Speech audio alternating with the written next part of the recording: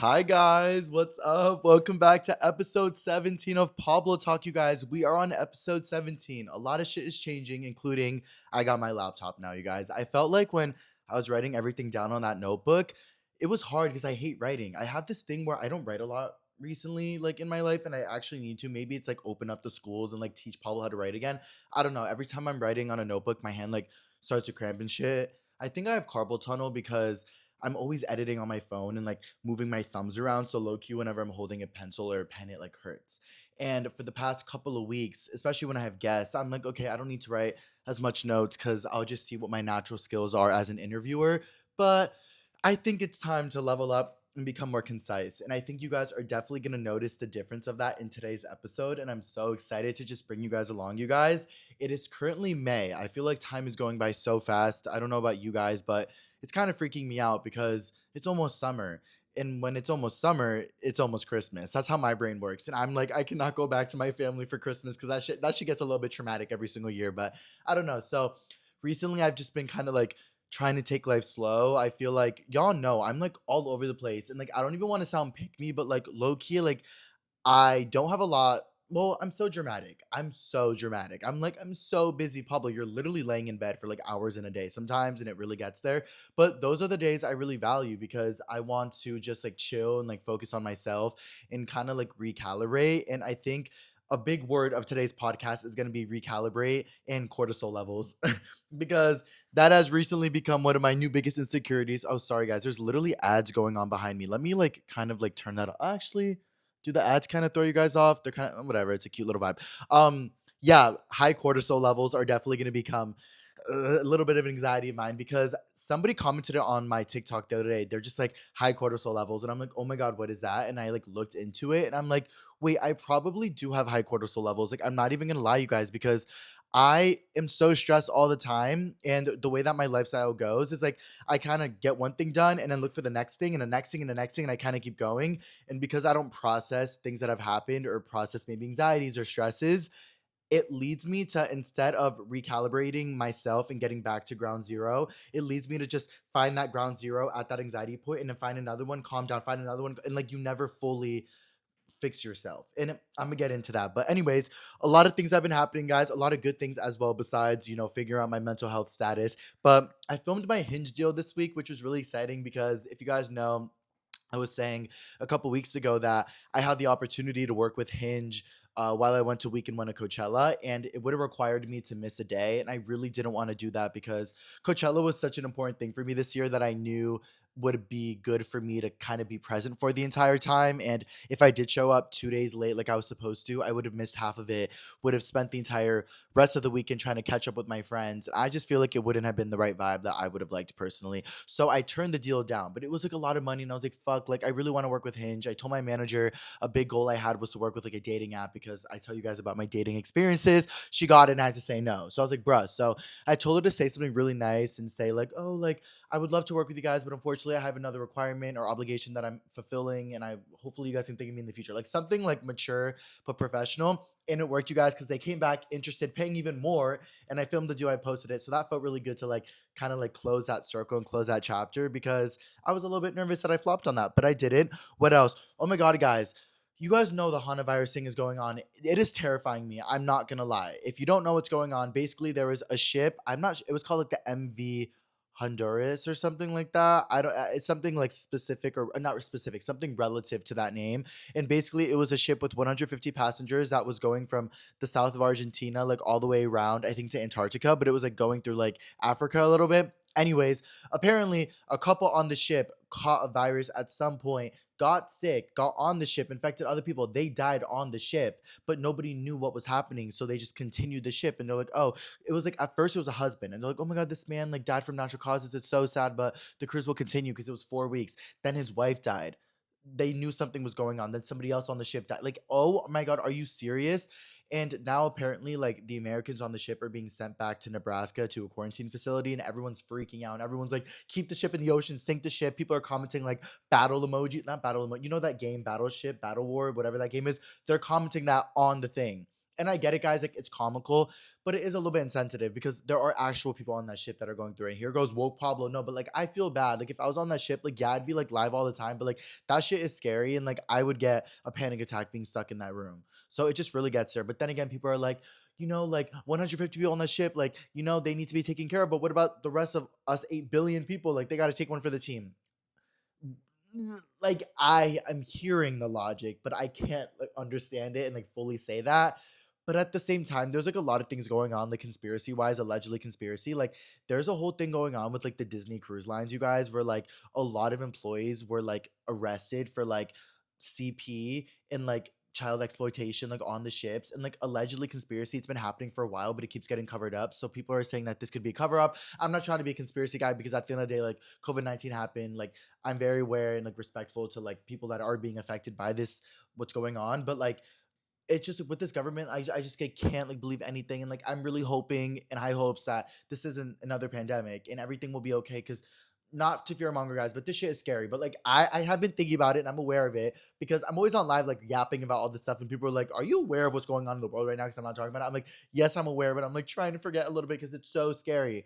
But hopefully we'll all be okay, guys. Summer will be amazing and will be good, and everything will be contained. And I think I've heard like some good news about it. Not good news, but I've heard like, oh, this is not another COVID-19 situation, because it's been around before, and when it's contained, it's contained. It's one of those things, and it's not as easy to transmit. But then people are saying it is. We will have to see, you guys. Stay hopeful. Continue to be aware, but distract yourself with positive things that are going on, because bitch, it's really easy to fall in those loopholes, and I've definitely fallen into those. But the reason why I'm even bringing that up is because, bitch, tell me why the other day, like I said, I've been chilling in my apartment, like taking time for myself. I've been cleaning. I deep cleaned the entire apartment. It feels so good right now. So clean. I've not done that in so long, you guys. Low key, like the last time my mom visited me like 3.5 years ago was when I did it. Maybe like 2 years ago. And what I mean is, I guess I've cleaned, I've broomed, I've mopped, or sweeped. People always make fun of me when I say broomed. I've done all that, but I have not scrubbed the walls. I've not taken everything out of the cabinets. I've not done all that. So I've really been like taking the time to lock in, chat. But anyways, the other day I took a little break from cleaning, and I was sitting on my balcony, and I usually sit on a chair, which is like, I have like a little roof above me, but I was like, okay, let me sit on the floor. Let me let my cat out, because my cat has been going out recently. If you know anything about the virus, allegedly conspiracy, they're saying that the couple that caught it at like a landfill when they were bird watching, like it's like bird and shit, and it's caught from rodents, and I don't, something. Bro, tell me why I'm sitting out there reading about the news, already freaked the fuck out. I hear chirp chirp, a bird shits on my leg, like a huge splatter of shit on my leg, and I was like, oh my god. But the dichotomy of it, because at one point I'm like scared, and I'm like, oh my, obviously I know it's not a duh problem, but like that's where my brain went. I'm like, oh my god, a bird just shit on me. I'm literally going to pass away. No, I'm not. I'm not. But that's like what I'm thinking. But then also, birds shitting on you are good luck, right? I don't think I've ever been shit on by a bird. And low key, like, I'll get shit on by a bird if it's fucking good luck. Like, I've never been like physically shit on like an animal. Wait, what? I've never been physically shit by an animal bird, but like I've been painted by birds. All right, get it? You get what I'm like, birds, like twins that are like birds, like that, like men. Isn't that what people call people that like a lot of guys, like birds? I don't know. I've been seeing that, like, oh my god, he's a bird, he's a bird. I'm like, what the? Like, I guess that's like what happens when you like are super like into men. Can somebody fact check me in the chat? I think that's what that means. Anyways, what else happened, guys? Before I get into like all the lore, I'm just catching you guys up on my life a little bit, because the Tyler episode that I did, I know it was long, you guys, but the Tyler episode I did, I didn't really catch you guys up. We were kind of talking about Tyler, which I love, but I need to catch you guys up. Um, Okay, do you guys remember that brand deal I told you guys about? The like blood draw testing thing. I don't know if I told you guys, but basically my manager presented me a brand deal where it was like you get your blood drawn, and like you send in your vitals to always like check in on your health, which allegedly is good. And like in my like elevation era, like it kind of makes sense. But I told my manager, I was like, I think I only said yes because it like looked good with like the other deals that you offered me at the time, but like it doesn't really make sense for me. And we kind of been going back and forth, because at first they wanted me to do brand deal where it started with, as an influencer, I'm so tired to create content. So let's check my vitals to get more energy. I was like, oh, that is so out of touch. We are not doing that. I was like, I could say like, I need a lot of energy as a content creator to keep making content, like, to like be happy and like be energetic. And they were like, okay, that's good. So I filmed one. Then I was like, wait, that's not going to work. So I filmed another one. So things were already a little bit messy. I had to do 3 videos for them. So the second video required me to go into the facility and get my blood drawn and like film it to show like how easy it is.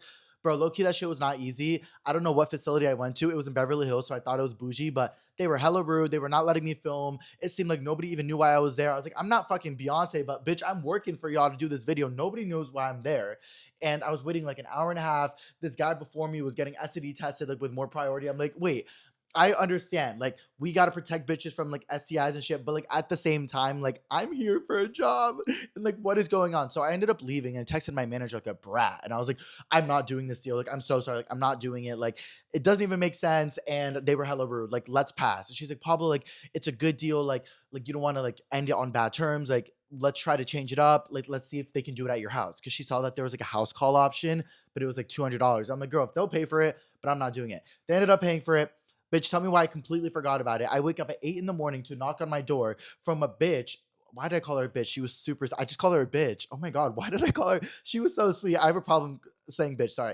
I knock on a door. It's a woman in like a pharmaceutical costume with a bunch of syringes. I'm like, oh my God, I caught the virus with the bird shit. Like, this is what happened. Like, I freaked the fuck out. And I'm like, oh wait, this is what that is. And I guess my manager just didn't tell me like when it was gonna happen.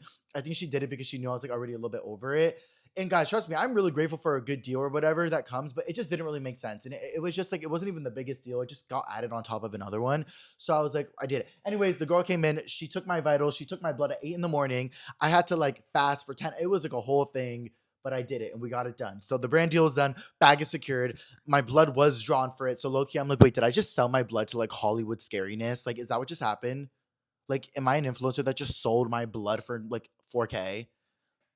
Oh my gatitos. No, I'm kidding. It's a good company, and I'm excited to get my results back because I do, like I said, guys, like I'm in my like recalibration era. Like I'm trying to figure myself out. So I feel like if I do this, then it'll be good. And like maybe I'll do it more frequently. I don't really know. It's low key a little bit expensive. So I'm like, what bitch, like why am I promoting this? Like, oh, for $170? Like, okay, anyways, I'm like ranting about it, but that was cool. That was the key. We got it through. What else? Oh, I also started therapy again. I don't know if I mentioned that to you guys like 3 weeks ago. Things have been going with things have been going really well, and I'm very excited to tap in. I have a little mental health segment that I'll get into you guys about, but recalibration, that's all you guys got to know. But all right, guys, now we're gonna get into all the juicy stuff. So much has happened this week, and I'm so excited to bring it up, guys. I went to La Casita party, which was so fun. Wendy and Eva's housewarming party, love them down. I got almost canceled by a follower who was really upset with me, and I felt really bad. I don't think I brought it up yet. I'll get into that. I'm gonna talk about how low key I'm living in a trap house, guys. Allegedly, you guys know my property manager is a little bit sus. We have a love hate relationship, and some weird shit has been going on. And I'm just like, I don't know what to do about this information. And I love my apartment, and it's safe and it's sound, and everything's good. But low key, like my property manager be doing the most.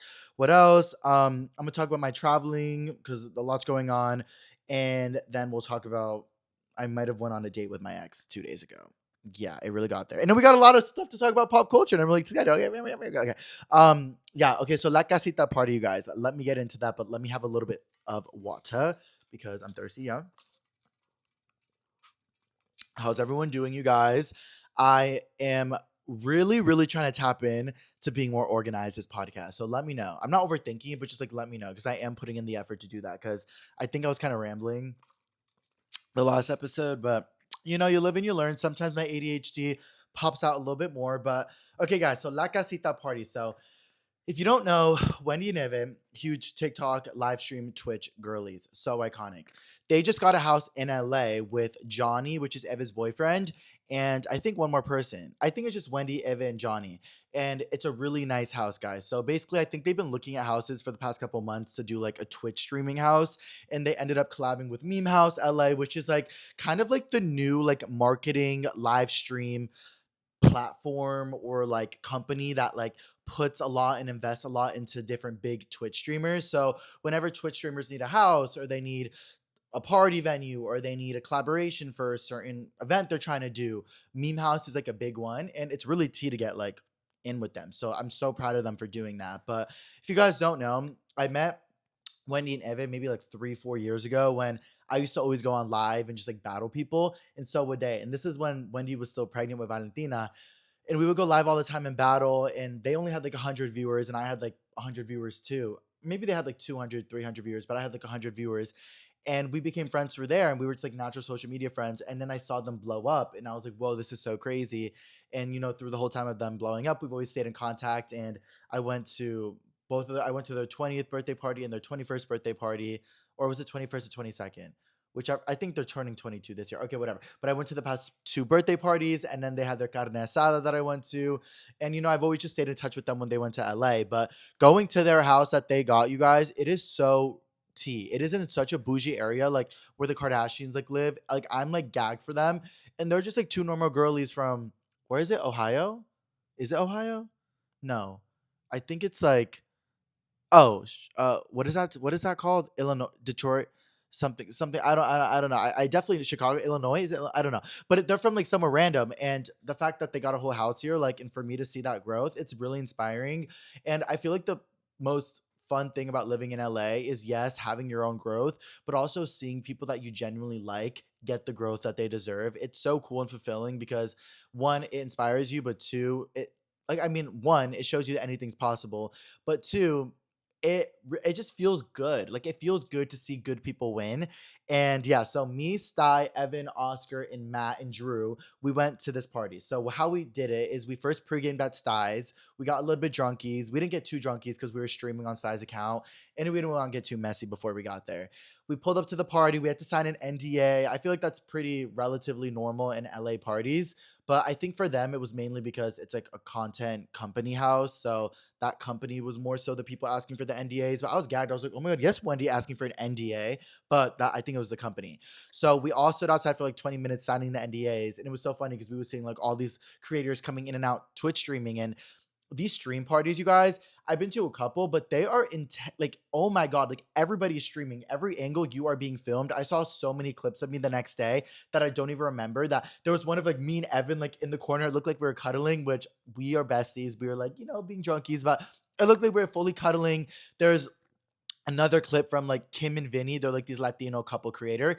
They were on stream. I didn't know that. And me and Kim, or yeah, me and Vinny. Wait, which one? Sorry, I'm like trying to remember which one's the girl by. Me and Kim, we were talking and we were just like getting along about like Rufus the Soul and like different artists. And Vinny was like in the corner. And Vinny's so cool. I was like talking to him as well. And then somebody clipped on the stream and they're like, oh, Vinny's upset with Pablo for flirting with Kim. Why can't I remember? I'm like going back and forth with the name. Flirting with Kim. Well, because low key they're both. Well, no, Kim's a girl name and Vinny's a boy name. I'm like, wait, they're both kind of interchangeable. No.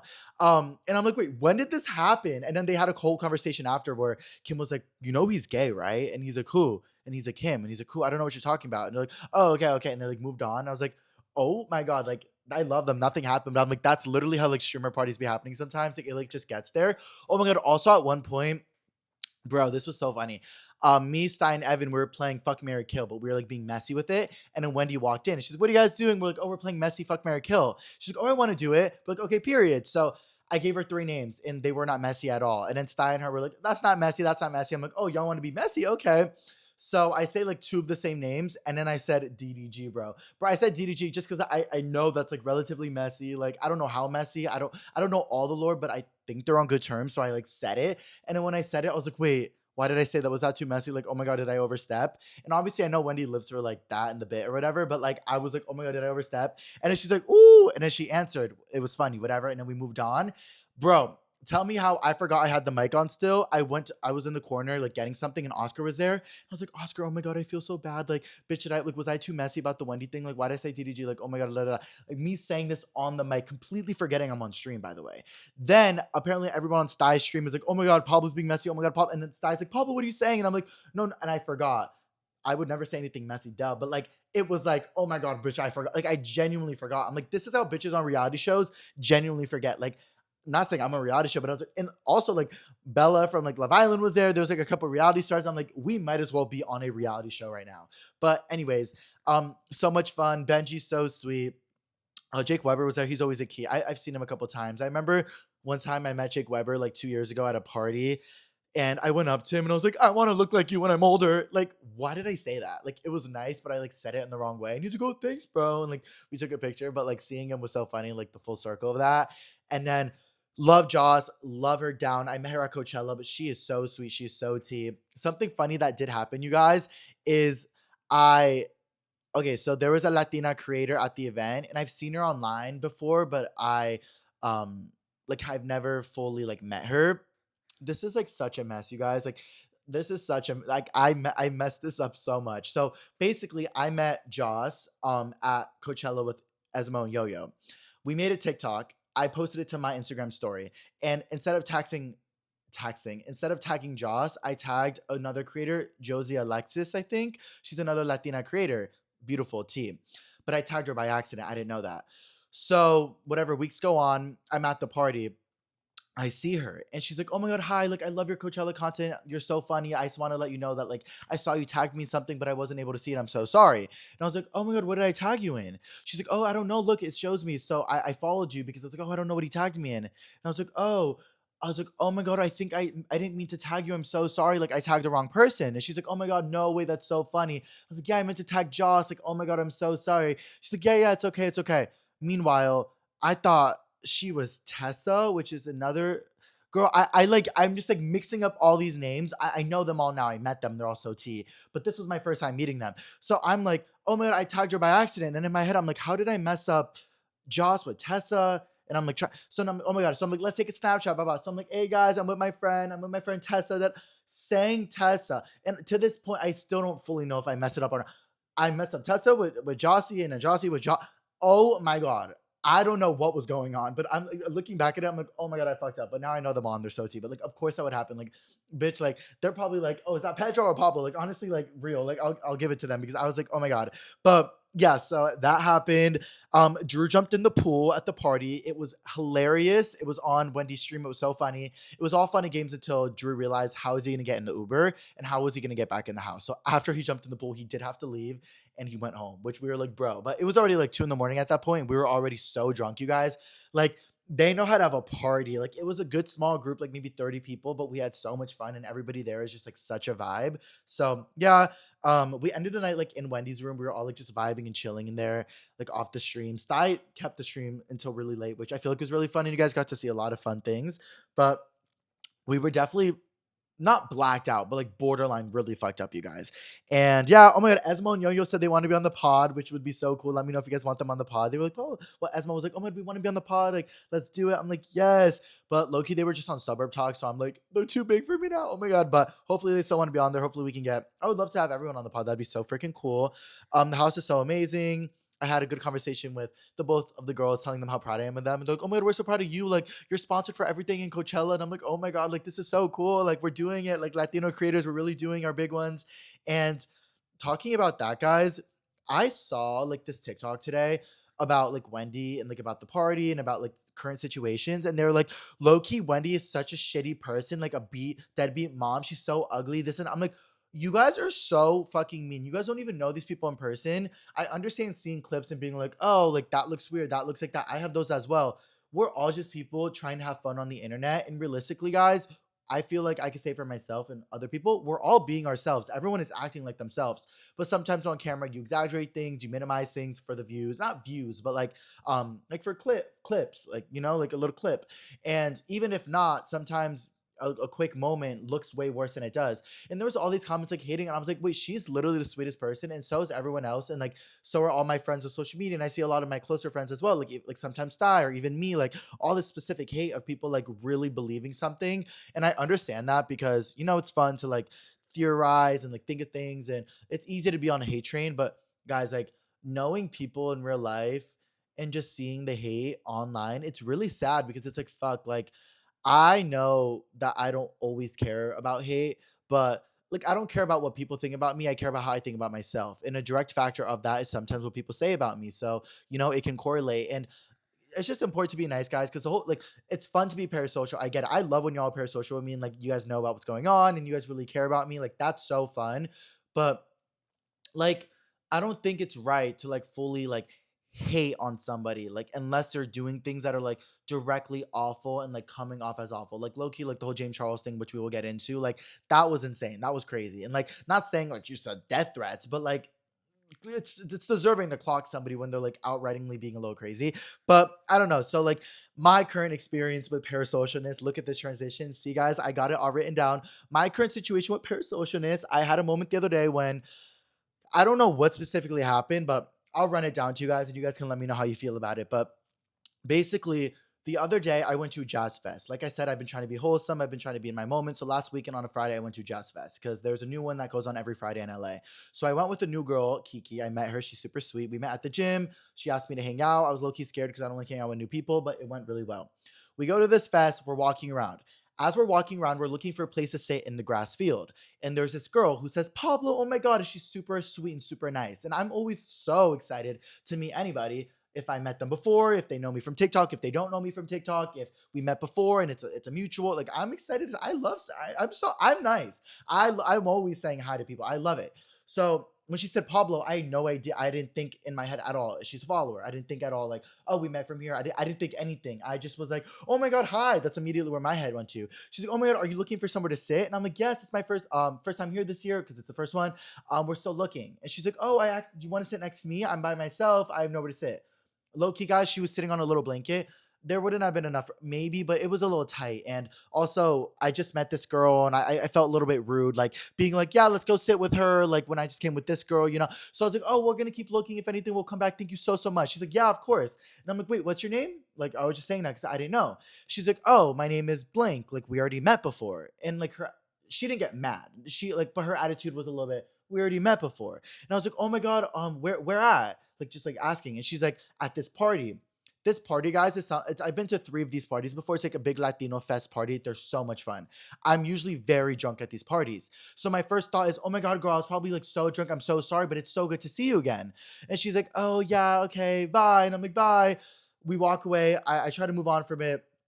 I'm having a little bit of a glass of wine and I start to get anxiety, right? I'm starting to get like second embarrassment. I'm like, oh my God, I feel so bad. She was so sweet. Like, I did not know, like, I did not recognize, like, that we already met. Like, and at that point, I was like, oh, like, I do remember her. Like, I think I remember her and I think she was a really sweet follower. Like, she was with her friend and I kind of remembered, like, taking a picture of her hair because I think she had something really nice in her, like ribbons, but I couldn't fully remember. But I did after that. So I started feeling really bad.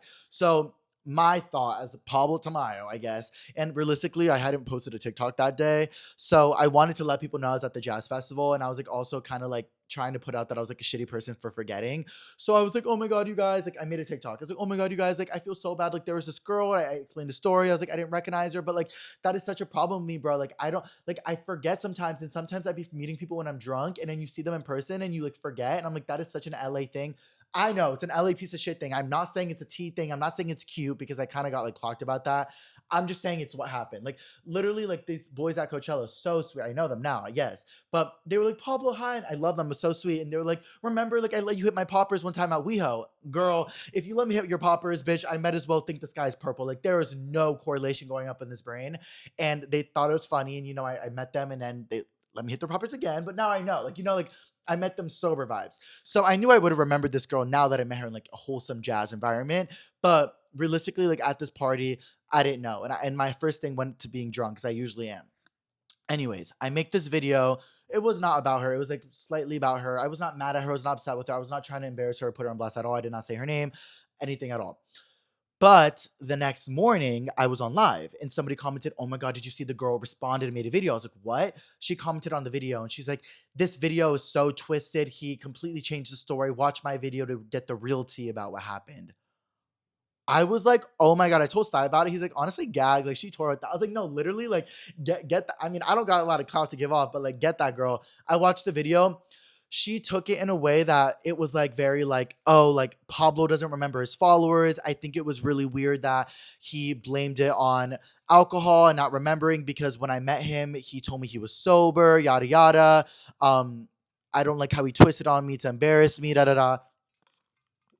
Okay, so when I saw this, I was like, oh my God, I probably met her at the most recent one, which is when I was sober. Because if you don't remember, I was doing 30 Day Hard at one point. But even sober there, it was still a chaotic environment. And I didn't remember specifically. Like, if I'm at a jazz festival 4 months later or 3 months later, like, my first thought didn't run to that. But I should have. And now I know. And she's so sweet. But I think she doesn't like me anymore because she made that video. And a lot of the comments were like coming at her neck, being like, girl, like, there was no need for this. And she was kind of like, and talking in a way like, oh, like I'm ready for the hate, like watch it for the tea, and like I don't think that she like really cared that much like about people like defending me about it. So like I kind of just left it at that, and I was gonna DM her being like, hey girl, like that was not my intention at all, but I explained it on live, and I don't know. At that point, I felt like she kind of like it was a kind of deadbeat because like her friend commented on it, the other friend that I met that night, and she's like, "It's okay, girl. Now we know not to support him, or like now we know who not to say hi to, or something like that." And her caption was like, n- uh, "Don't meet influencer." I'm like, "Oh my god, that is not how that was at all." I love meeting you guys. All my friends know I will always be nice. I will never say no to a picture.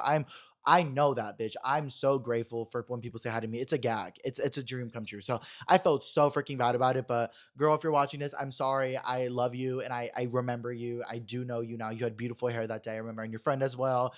That was my bad. I made a video just because I was like secondhand embarrassed. It was never supposed to be a dig at you. But yeah, I know you weren't like too mean about it, but I know you were upset. So I'm sorry. But low key, somebody made a stitch to that video.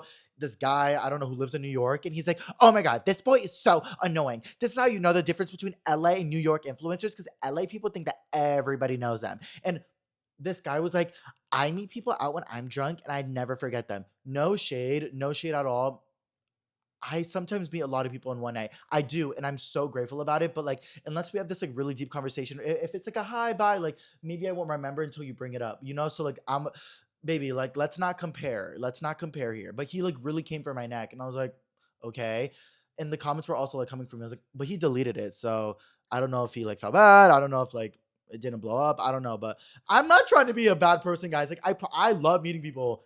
I love meeting people. I'm sorry. Okay. Anyway, so that was my little experience with parasocialness.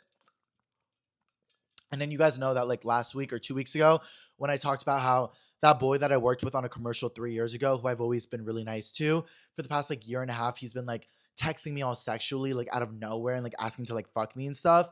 And I even one time was like, "Boy, like if you don't stop, I'm gonna like block you." And then he's like, "Okay, sorry."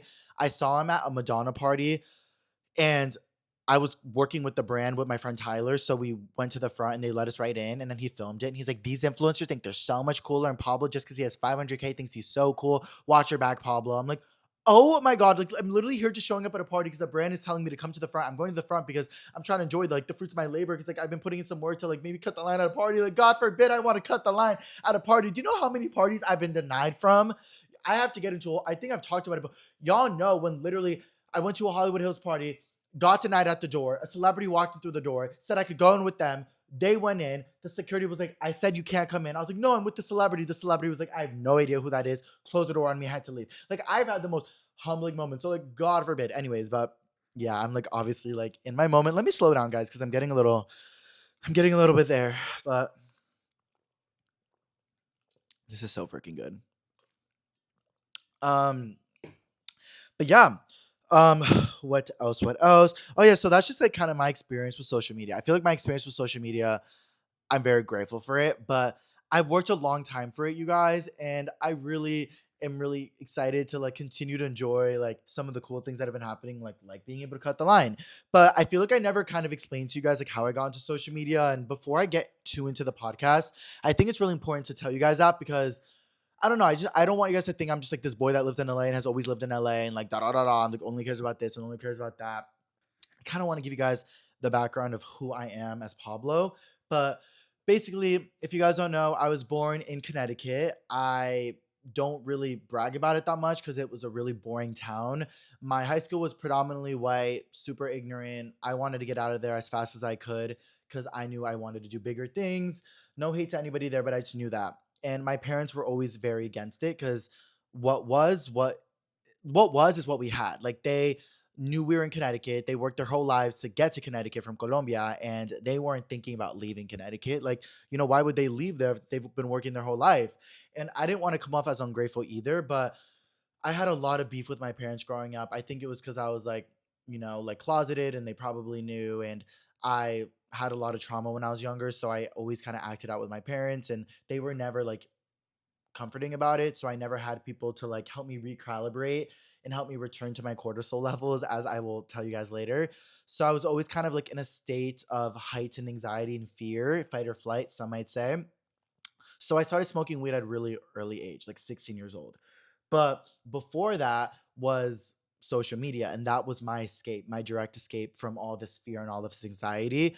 I would always watch YouTubers growing up: Tana Mojo, Shane Dawson, Connor Franta, Joey Graceffa, Gabby Hanna, Jen McAllister, so many OG YouTubers. And they literally saved me. I don't want to be dramatic, but they literally saved me. I would come home depressed every day, fat as fuck, eat a bunch of food, go under my covers, and not talk to my entire family and just watch a bunch of YouTube videos until I fell asleep. And it was kind of very depressing, but they really helped me a lot, especially Tana Mojo. So that's why I always live for her when I meet her. And then I remember like before like those years, like when I was in like third and fourth grade, I would post like YouTube videos and like little things, and like nobody would ever watch them, but I would like edit little videos on my computer that my parents would buy me, and they would buy it for me for like, I don't know, they thought it was like school purposes, and to them it was like, oh, kids have a laptop, American dream. But to me, I'm like, I can edit a video on Windows Live Movie Maker, which was like the OG editing app on a Windows computer, if you know, you know. So I'd edit little things and I'd post them. And I remember in like third and fourth grade, I would go around my class and I'd go around the hallways and I would put sticky notes on people's backpack that would be like, subscribe to my YouTube channel, subscribe to my YouTube channel. So like I always wanted it, bitch. Like I always wanted it. So when Musically came around, I was like, I knew I needed to hop on that shit. So I think I was like 11, 12, 13. I hopped on Musically and would post. Nothing really came of it. Slowly but surely, some videos started doing better and better. Nothing crazy. I had to get like 1,000, 2,000 likes. Cool. I was like, oh my God, am I famous now? I hit like 70, 80K. I'm like, oh my God, like this is big. I was like probably like 13 at the time. I met my first follower. I was like, oh my God. And then I heard about You Now. And You Now, what everybody was using on like a live streaming platform. It was like the Twitch at the time where like Baby Ariel and They Love Ari and Zach Clayton, like all the OG TikTokers would stream on there. So I got on You Now. I was trying to like join that, but nobody would really watch. I would try to get my TikTok people to go to You Now, but like it wasn't really working because the TikTok people weren't like really active. Like they were kind of just like, it felt like fake followers. Like they didn't really follow me for me. And then one day I was on You Now and I was live and there was like a hashtag and I didn't know what that meant. And then randomly the hashtag turned off, or not the hashtag turned off, like the person above me, like they got off theirs. And the way that You Now worked was that all the viewers from the person above you on that hashtag ranking would go to you. So suddenly I had like 200 people and I'm like, oh my God, you guys, hi. And that's when my live streaming journey started. I started live streaming slowly but surely. I would get like natural like 20 viewers and 30 viewers and 40 viewers, and I started building a community, and then they would transfer to TikTok, and then I would tell my TikTok people to go there and I would tell my You Now people to go to there, and then that's when I started learning about cross-platform promotion, and I was like, oh my God, like this is gonna work. And then I kind of started convincing my childhood friends. I was like, guys, we should all do this together, like this would be good. They all started it and we created a YouTube channel together. I don't know if you guys remember, but it was called PSD Pranks. It's still up. It was me and my three best friends where we would make YouTube videos. And then we all started doing TikTok together. We started blowing up on TikTok. I got crowned on Musically. I had like 150K on Musically. I felt famous. I was making some money from my lives, maybe like $2,000 a month, but that was a lot for me. And my parents were like, oh my God, like how is my son making money? But they still didn't like fully get it. And they were low-key kind of jealous. Like I remember one time I had a really good You Now going on. I had like 300 people in it, and that was a lot for me at the time. And my mom saw and like came into the room and like closed my laptop and took my laptop, and I was so sad. But that was a big part of my childhood. Like they low-key like it felt like my parents hated me low-key. Like they were always like not trying to allow me to be happy. So I was like, whatever. And it every time I felt like I was growing, like I couldn't. Like I remember one time I got an opportunity to go to LA when I was like 14, 15 to go on was it Famous Birthdays? No, it was like Sweetie High. It was like a thing called Sweetie High, which was like Famous Birthdays at the time. And my parents said no. And I was like, bro, like literally I could have like been doing social media at such a different point, but they didn't let me. So I was like, whatever. I kept doing it as much as I could from my house. Me and my friends would make YouTube videos. I would try to blow up on Musically as much as I could. And it was working, you guys. I had a good active fan base. I'd go live and have like 800 viewers. It was really, really tea. Um, and then me and my friends started getting bullied hella in high school when it started. I was going live in high school with like 8,000 people, bro. It was crazy. I was like walking around my hallways with my live, making money, crazy. But people were bullying me like crazy. I'd walk into classrooms and people would have my videos posted on the billboard. People were listening. I remember one time I was in a public library and like these bullies would like play my videos when I was walking by, and it really hurt because I didn't like being bullied. My friends didn't either. My parents didn't support me. I was barely like blowing up that much to where I could like have the full confidence in it. So it sucked. And my friends slowly but surely all started pulling out and stopped posting on social media. And I remember feeling so much resentment towards them. This was when I was like 15 years old. I felt so much resentment. I was like, how could you guys stop this? Like, this is what we've always wanted, right, guys? But I realized it wasn't what they've always wanted, it's what I've always wanted. And it kind of made me sad because I didn't think I could do it without them. And I was a sophomore in high school and I was like, I'm getting older. Is this cringy? I don't know. And this is when Musically's kind of started becoming a little bit more cringy and was kind of dying off. So I remember I posted a Finsta story and I was like, guys, like, should I quit Musically? Like, is it cringy? And everyone was like, yes. And I was like, oh my God. So I trusted them and I believed them and I quit. I sold my Musically account that had like 200K followers. That was crowned, mind you. Now that account has like 10 million followers. That guy has like 10 million followers, owns like three supercars. I'm irritated. It's like this big TikToker. His name is like Ryan Shakes. I've never said that, but that's it. I sold my account to him for fucking $200 and I'm irritated, but I don't really care. Whatever. I don't know how many, he has like a lot of followers. So I sold it to him because I thought I would never do social media again. And I was like, you know what? Let me just focus on college. The only way I'm going to get out of Connecticut is through good grades. So let me get some good grades. So I started focusing on school, stopped doing social media, got a job at Wendy's, really kind of prioritized my high school journey because before I was really focused on social media, I started hanging out with friends. I would go to football games. People kind of slowly stopped bullying me. I kind of started becoming more like straightified, like chill. Like I did wrestling, I did football. I was like, "Ugh." I had a girlfriend. Ugh. And I realized that route was not for me. I hated working at Wendy's. It sucked. They put me in the back end. I'm back cash where I did the back cash register was freezing in there. I had to wash the dishes and go to the register. And then my hands were cold. It was a fucking wreck. I remember I stole, oh my God, allegedly conspiracy. I would take quarters. I don't know if I would take quarters from the cash register or if people would tip me and then I take the quarters. And sometimes I had to go home with like $4 extra. That shit was teasing me. I was like, yes, like $4 extra. Like I need this shit. And before, like I wasn't really making that much from social media, so it wasn't like I was like, oh my God.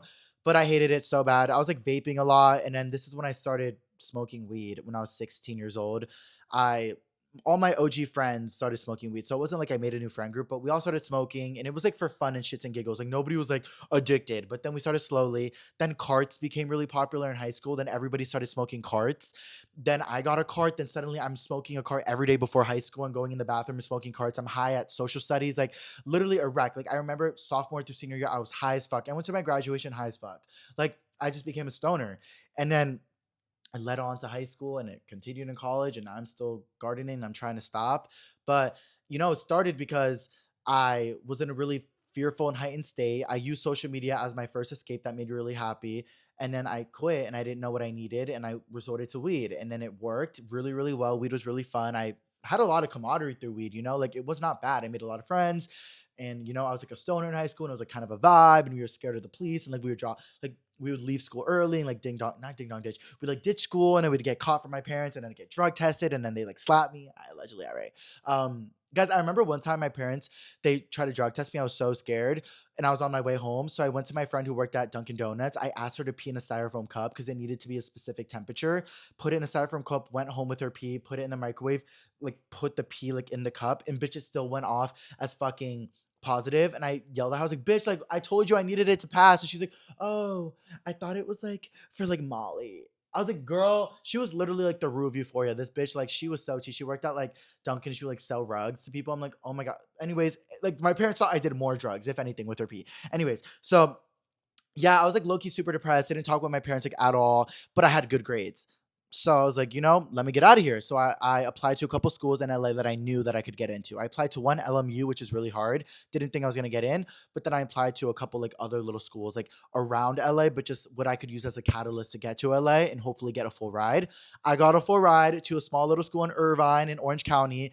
And I got into LMU as well. Guys, my college essay was about Musically. Like the whole story I just told you guys about like quitting and my friends and doing what's meant for me. Like, bitch, I told this story a couple times because I wrote it for my college essay. And it got me into a couple schools. LMU, exactly. Crazy. Um, so I took the full ride, went to the school in Irvine. I was like, you know what? I'm gonna use this as my opportunity to get to LA. My parents were not supportive about it at all. They were like, we do not have the money for this at all. But they were like, Latino parents that are like, if you're going to college, like, that's fine. My sister dropped out, my brother dropped out. So they were like, if you're gonna do it, go ahead. And also, we didn't really have the best relationship. So I don't think they really cared, but they did as well. I don't know. Anyways, so I'm like, okay, I'm gonna go. Mind you, me and my mom were not talking for years. I've talked about this a little bit before, but basically, my mom, she was really hard. She was really strict. She was going through a lot mentally, and she low key acted like she hated us, and it was really, really traumatic and traumatizing. Like, I got kicked out of the house one time. I slept in the middle of the woods one night. Like, she went on my phone one night and sent herself everything and disrespected so much of my privacies, and we had no relationship at all. So when I got accepted into my college in California, I was so excited because I could get away from this toxic environment. Tell me why my mom went to my high school. We had not talked for years. Told my principal and my dean that I was not going to California, that that was not allowed, that that was not going to happen. I was still a minor at the time because, unlike y'all, I know a lot of you guys like turned 18 in high school. I was still 17 until college, like 2 months into college. So they were like, he's a minor, he can't go. I got called into the office one time. My mom was there and she's like, you're not going. I was like, yes, I am. I'm going. Fuck all you. I already got my scholarship. It was like so dramatic. Anyways, I ended up going. My mom's narcissistic ass came with me to California because she's like, I want to go to Cali. She came with me to Cali to like bring me to my dorm. It was so traumatic, I remember, because we were not getting along at all. And I was feeling so much anxiety and scared to move by myself. And I felt so unsupported. And I remember telling my mom, like, I'm having so much anxiety. She's like, well, you're the one who decided to come. It just like was not helping. Anyways, I got dropped off in LA or at my college. Had no weed, had no way to find weed. I was like, remember for the first couple of weeks, I was so depressed because I had no weed. I was like weaning off of it. I was like, oh my God, what am I gonna do? But I naturally started to make a lot of friends and I naturally started to build so many close relationships and have the best freshman year of my fucking life. I had so many crazy house parties and so many crazy hookups. I fell in love with my DL best friend. I took so many classes. I took piano lessons. I took digital art. I really just had the college experience, you guys. I hooked up with girls. Oh my God. Went to Malibu, went to LA sometimes with friends. Like literally the best experience. I would not take that back for anything. But COVID happened. We all went home.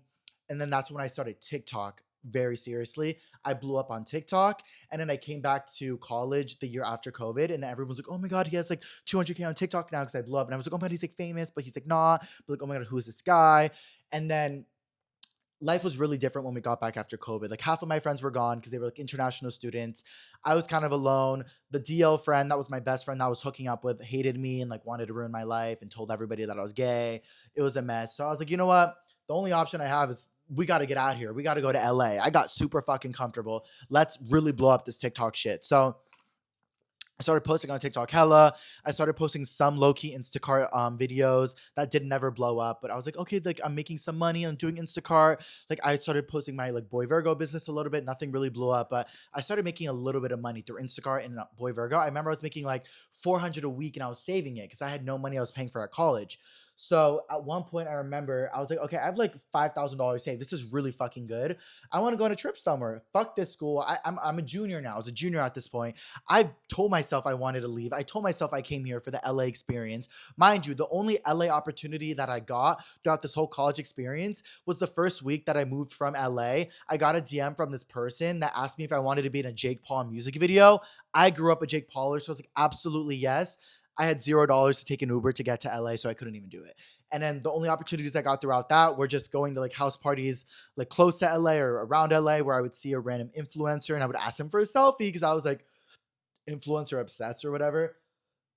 Like I remember seeing like the Sway Boys at one point and asking for a picture. Like that is so like they're tea, but like that is so there. Like, oh my God, oh my God. But yeah, so nothing too crazy was going on. So I was like, you know what? Let's like start to tap into things. Like, let's see what's going on. So my friend, she also wanted to like do the whole social media thing. We're not friends anymore, honestly, but my friend was like, "Oh my God, there is this listing online that says that we can be seat fillers for the People's Choice Awards." And I was like, "No way." She's like, "We should apply." And I was like, "Yes." She's like, "We could go to LA, we could go to People's Choice, see celebrities." I was like, "Oh my God, yes." We got approved for it. I was gagged. And the person that was going was Kim Kardashian. She was one of them. So I told my friend, if I see Kim Kardashian at this thing, it's a sign that I have to drop out of college. Like if I see Kim K, like I have to drop out. Like that is a sign that is God telling me, bitch, like you are in the same room as her, you gotta drop out. So I went to this People's Choice Awards. We got seat fillers. Bitch, tell me why I was sitting right next to Jeff Bezos and his wife Lauren. I saw Kim K. I saw Cardi B. I saw Christina Aguilera. I saw Kris Jenner. I saw Kim Kardashian. The Rock, every big celebrity we saw that night. Addison Rae, I remember saw it. That was before like her big blow up. But saw so many cool people that night. And we were just seat fillers, so we couldn't record. It wasn't like we were there like on the carpet or anything. We were just there like sitting there like because a lot of award shows, and if you guys don't know, they will have seat fillers come in to like sit around to like fill up the seats so there's no dead space because sometimes people don't want to go, they don't want to pay. So if you get lucky, you get approved to go if you sign up. So that is what we did. Oh my God, I'm low-key sweating because I'm so into this, but how are we enjoying the pod? Yes. Anyways, so I saw Kim K. I was like, oh my God, gag. So I came back to school and I'm like, okay, let's see what's going on. We have a break in a week. So let me do this next week. Let's see what's going on. But I know I need to drop out. Me and my friend are like, oh my God, I had a couple thousand saved. She was also doing her big one because we were trying to get out of there. We're like, let's go to Hawaii. She's like, yeah, let's go to Hawaii. So we take a flight to Hawaii for a week. We visit our friends that used to go to our college but left because of COVID and they ended up staying in Hawaii. We go visit them for a week, have the best time ever. And I'm just thinking, I met Kim K. I'm in Hawaii. I have a couple thousand saved. I don't even want to be in school anymore and I want to be a creator. I have 200K on TikTok. I'm posting sparsely. I'm making some money from my jewelry and some money from these little Instacart videos. And I'm talking and they're getting only 500, 600 likes, but some videos are getting like 20,000 likes. Like maybe I could do this. Like maybe I could do this. But I had no, I had no right, honestly, thinking I could do it because I had no, like, I had done the one on Musically. I had done my big one. It worked. I sold it. I kind of did it on YouTube. It worked. Not worked. I had like 5,000 views on every video with my friends, but nothing crazy. Okay. Now here I am with the platform. Maybe it could work now. So I called my mom. I said, I'm dropping out. She said, no, you're not. I said, yes, I am. At this point, we kind of rekindled our relationship because years went on. I grew up. I matured. I left the house. She missed me. She also took a spiritual ayahuasca retreat where you take that drug in Peru or something in the middle of a forest and you see God and you see your kids flying in the sky. And she said she changed her. So she's changed. She's very nice now. We love her down. But so she's like, no, you're not though. She's like, Pablo, just finish it. Like you're so close. So it wasn't coming from a place of like hate, but it was coming from a place of like, Pablo, no, you're so close. So I was like, Mom, like I promise I can do this. Like give me a chance. Like I got this. My mom and dad were like, Pablo, do whatever you want. If you got the money, do it. I go to my counselor, drop out, sign the papers, go to the computer lab, go on Airbnb, book an Airbnb for $4,000 for, was it a month? I think it was 2 months. It was 2 months. I booked an Airbnb for 2 months for $4,000. All the money I had, $0 after that. And I said, if I can make it in LA in these 2 months, then I will be able to do this and this will work. So I moved to an Airbnb, went there, and in those 2 months, posted every day, 3, 4 times a day on TikTok, tried to post on YouTube, just tried to really amplify my business as much as I could, did Instacart every single day. I found furniture on the street, would sell that shit on Facebook Marketplace. What else did I do? I looked up listings online for Backstage, which is an acting program where you can do extras and you can be background work and get paid $100 for a day. I started applying for things through there. And that is when I got a notification one day to be in Travis Scott's music video. And this was right after I had gotten in trouble with the whole Kylie Jenner situation. So at this point, things had been working. Instacart was working. I was making money. My videos were blowing up. And I was being able to get like some opportunities. So yeah, the whole Travis Scott thing happened. And then from there, I was in his music video. I met him and I was able to be in more music videos. And then my dad came to visit. We looked around for apartments. And actually my mom came to visit first and we looked around for apartments during those 2 months as I was saving a little bit more money. And we found one apartment that you only needed $3,000 down and a month's of rent. So I was like, okay, I need to save another $4,000, save that $4,000, found this apartment, booked the apartment. And from there, you guys, had made so many amazing friends, had so many amazing experiences, and just done my big one, honestly. Like from there, like I kept doing more music videos, kept making connections. I met my friends Jordy and Tara. We went to Coachella and Turks and Caicos, and then I kind of started seeing from my friends how it's like to create videos. I got inspired, and now I'm here 3.5 years later. I have a cat, I have a beautiful apartment, I have you guys, I have this podcast. So a lot has happened, you guys, a lot of crazy things that have brought me to this moment. But I think that for me, what it was that recalibration. Was literally in the beginning I was doing it because of my friends. I was doing it because I had people in my corner to support me. I was doing it because I felt like I was in a group. But then when that all left, now what?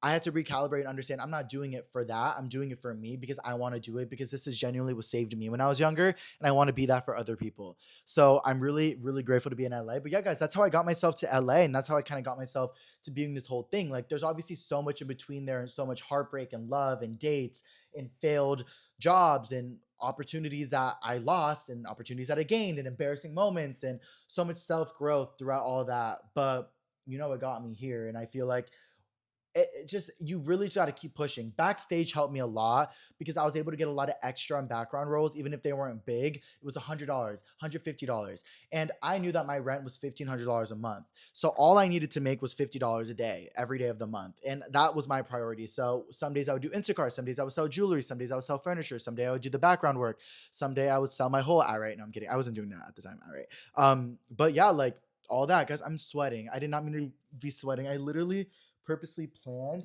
not to be sweating on this episode, by like putting on the AC before, but like this light just like really gets me there sometimes. And I'm wearing sweatpants, and I just got back from the gym before this, so it really gets there. But yeah, so that's how I got to this apartment. But speaking about this apartment, you guys, I don't know if I fully got into the details of everything that's going on, but this apartment is really good. And the way that I got it was because a lot of apartments on the internet were so expensive.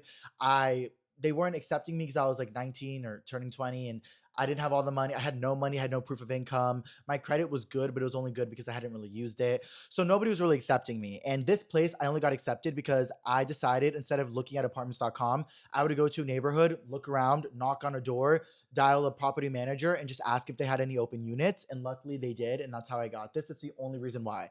So this is like kind of like under the books apartment. Like, you know what I mean? And I love it. It's super tea. But some things have happened. And one of those things that's happened was my car one time got broken into, my window was shattered, and a bag with a bunch of SD cards and I think headphones was taken. Super annoying, super upset about that. I remember I was making no money at the time, especially. So I was like, how am I going to fix this? I'm so upset. So I went to my property manager, like crying.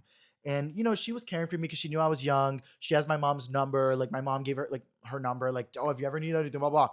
Eh, And yeah, so I went to her and I told her that. And she's like, "Oh my god, Paul, I'm so sorry. Like that happens here sometimes. Like let me look at the cameras. Like let me see what I can do." Like I'm like, "Okay, thank you." Days went by. That day, I was like, "Okay, let me call the police because I need the police to come here to fix this. Whatever." I call them, they can't come. They say they'll come tomorrow. I'm like, "Bro, like." They should come now. But at that point, I wanted my window fixed. My dad was like, "Pablo, just take the L and fix your window. I'll give you the money." He sent me the money. I fixed my window. So at that point, the cops couldn't even come because there was no evidence. Take whatever. So I think my property manager took that as like, okay, like he doesn't need the footage. But a couple of days later, I was like, "Girl, I still need the footage." She's like, "Oh, I can't get the footage unless the police come and ask for it." But the police don't come because they don't come for things like that. And I'm like, "Girl, shouldn't you be like comforting me and telling me everything's gonna be okay?" But here you are telling me that like it is what it is. And I'm like, "No, I want to see the footage." And she's like, "I'll see what I can do." Again, 3 days later, she calls me. She's like, "Pablo, do you have," in Spanish, "Pablo, do you have any ops that live here? Because somebody came in the garage and they went right to your car and took your things. Like it looked like they knew you." Girl, I didn't know anybody. I just moved to LA. It wasn't like I was blowing up that much either. So I'm like, "Girl, there is no way." She was being super sus about it. And I was like, "No, I don't." She's like, "Oh, that's so weird. But yeah, like, that's it. I'm sorry, Pablo." Anyways, I just forgot about it. It was like a week later at that point. I'm like, "Girl, my car's already, fuck you." So I go on with my time, whatever. Then throughout the next couple, maybe a year, sometimes my packages are getting stolen. I'm like, "Where are they going?" I don't bring it up. I just bring it up to Amazon. I'm like, "What's going on?" Then I would like go into like the main area of the closet and I would see my packages that she was like storing my packages there. I'm like, "Why are you storing my packages?" She's like, "Oh, I'm sorry. Like I forgot." And I'm like, "Okay, I'd get them." I'm like, "Okay, cool." Mind you, these are like brands. So I want to like say thank you. I didn't know. And then I remember even one time recently, like something was stolen, and I went to her and I'm like, "Cadman, like I went to go see like what was happening." And I went to like I went okay, so I went to see my Amazon online and it said that they left it like at the garage. And I was like, "No, they usually leave at the front door." Fuck. So I run to the garage, I see my packages, but they're open and everything's gone and just the boxes are there. So I told her, I was like, "Oh my god, is there like any way like that you can like see who took them?" She's like, "Okay, let me see." She's like, "Oh, Pablo, I saw who it is, but trust me, you don't want to fuck with her. Like that neighbor is crazy." I'm like, "What do you mean?" She's like, "Oh, like she doesn't remember things. Like she has dementia, and like da da da da." And I'm like, "Okay, well now I feel bad, but like, girl, I need my package." She's like, "Let me see what I can do." She goes, the girl is completely denying having my package. So at this point, I'm like, "Okay, I'm gonna take the L now, like whatever." Also, one day I had a boy here and I was gonna go to my car to go get something. I was gonna go get a J. But I had left my car outside for a specific reason or whatever. So I go outside to get the J, right? It's like 2 in the morning, well, maybe 1 in the morning in LA. And I'm like in my pajamas. I go outside, go to my car, and as I'm coming back, walking back to my front door, I hear like these noises of like clinking like from near. And I'm like, oh, that's scary, whatever. As I'm getting closer to my door, I see that there's two guys with bats, metal bats, backwards hats, like I don't know what was going on. They're walking towards my door and they sit on my front steps. So now I'm like, I'm scared. There are two men with bats right now. Like, what is going on? Like, what should I do? So I'm like, I need to go to my apartment. Like, maybe they're just like, I don't know. Me, I don't. I was like oblivious. I was naive. So I walk up, guys. Kid you not. When I walk up to my door, there are two guys, one with a bat and one with blood on his face, bro. Not joking you. So I walk up, I see this, I immediately freeze, and the guy's like, go inside. And I'm like, what? And he's like, I said fucking go inside. I'm like, oh my God. So I run up, I'm like shaking, I'm like freaking out. I'm like, oh my God, like, I don't know who these two guys were, but guys, they must have been a part of something. I don't know. I'm not involved. I'm not, but I was like, oh my God. So I just needed to get inside. So I got inside, closed the door, and I'm like, oh my God. So then I'm like, I should probably say something, right? Like, I don't know, because I think I had like opened the door in a way that like made a lot of noise or something. I don't know. So I saw my property manager like the next day or something, and I told her, I was like, oh, like I don't know what was really happening, but there was two guys with bats and like one of them had blood, and like I don't know what's really going on. And she's like, oh my God, like let me check the cameras. She's like, Pablo, what time was it at? I told her the time. She's like, there was never anybody outside. Are you serious? She's like, there was never anybody outside. Yeah, girl, she was gaslighting me. I'm like, what? So again, this was like a little bit more when I first moved into here. So like I was like naive and I was like, oh, like I don't know, like did I see no, I know I didn't see anything, but I was like, oh, maybe she saw the wrong time. But again, like, what am I gonna do? Like, I live in LA, like, I don't know what the fuck is going on, but I am not getting involved. And the only reason why I told her is because I made a loud noise and I didn't want her to think that I was like being loud at night. I was like, oh, this is why I made the noise, not to like, I don't know. But anyways, so that was already like a little bit sus. And I'm like, wait, what is going on? And I remember telling my live that one time, and people were like, oh my God, like maybe like she's like working with these people. I don't know what's going on. But the real gag, guys, this is all like obviously allegedly conspiracy, and this is like my like anxiety just feeding into things. But like imagine all these things happening and I'm just here like, oh, like just taking it like boom boom boom, like bitch, like what is actually going on? So yeah, so the more recent things that have been going on is that I have a parking situation, right? So there's a car that's right next to me, and it used to be this one neighbor and whatever, cool, I don't know. Recently, I'd say for the past couple months, every couple of weeks there's a new luxury car there, and I do not live in like a luxury apartment, so for there to be these nice luxury cars is like kind of random. And they always have like fake license, not fake, not fake license plate, but they always have like paper license plates. So I'm always like, what is going on? Whose cars are these? Like, I'm so gagged. Tell me why the other day I allegedly conspiracy saw a man get out of the car that I see like living with this woman all the time, and like her with him all the time. I don't know if they're boyfriends. I don't know what's going on, but they're together all the time. So I'm like, you're here to tell me my car's gotten broken into. I've seen people outside. I've gotten a bunch of packages stolen. This property manager is never super transparent with me. And now there are new cars in and out to the left of me. I'm confused what is going on. And the icing on the cake about this all is maybe a year and a half ago. I was walking in my neighborhood one day throughout the process of all these sus things. And I see all these flyers around my apartment complex going around. And I'm like, what is this flyer? And on the flyer, it says, beware, property manager on the block is working with blah, blah, blah, blah to steal your shit.